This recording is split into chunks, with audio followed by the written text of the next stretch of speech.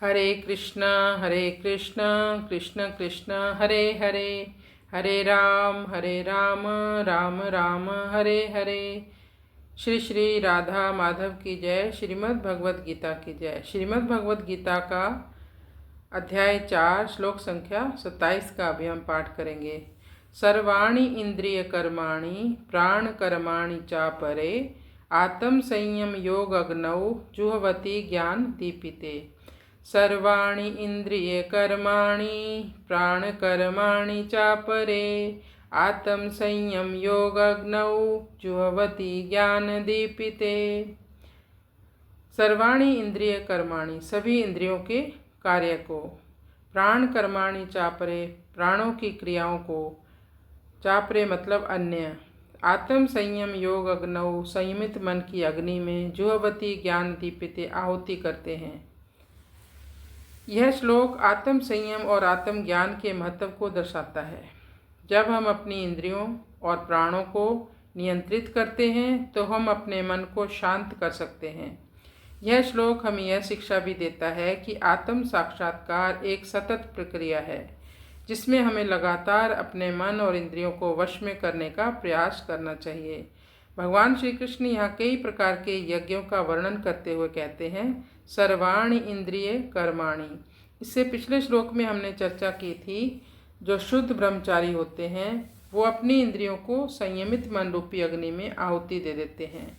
यज्ञ का अर्थ है भगवान श्री विष्णु की या भगवान श्री कृष्ण की प्रसन्नता के लिए किया गया कार्य। जैसे ही हम जानबूझकर कठिनाइयों को अपने जीवन में अंगीकार करते हैं या शामिल करते हैं, भगवत प्रयोजन में ये सारे कर्म यज्ञ के लिए यज्ञार्थ कहलाते हैं। लेकिन यज्ञार्थ कर्मणा अन्यत्र लोकोयम कर्म बंधना, यज्ञार्थ कर्मणो अन्यत्र लोकोयम कर्म बंधना, भगवान की प्रसन्नता को छोड़कर किए गए बाकी सारे कर्म बंधन वाले हैं।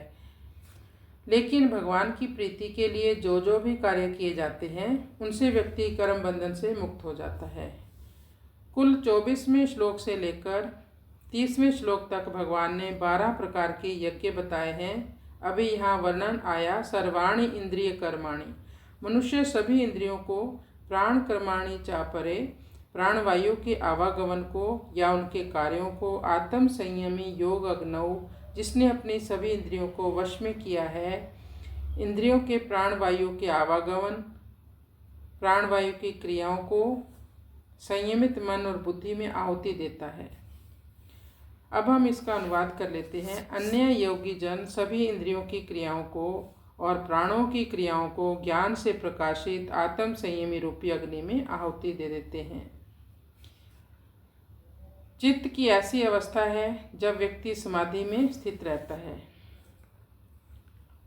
जब हमारा मन पूर्णतया भगवान में तल्लीन हो जाता है और इस संसार से उदासीन हो जाता है, उसे समाधि कहते हैं। गुणों से अतीत हो जाता है, जैसे त्रिगुणात्मक वो उनसे भी वो अतीत हो जाता है। ऐसी समाधि की अवस्था में जब व्यक्ति का मन, व्यक्ति की बुद्धि एकाग्रचित होती है, उस समय सारी इंद्रियों की समस्त क्रियाएं रुक जाती हैं। यहाँ तक कि प्राणों की क्रिया भी रुक जाती है और व्यक्ति लंबे समय तक एक असीम सुख का अनुभव करता रहता है अपने भीतर। लेकिन सामान्य लोगों को इस स्थिति तक पहुँचना असंभव है।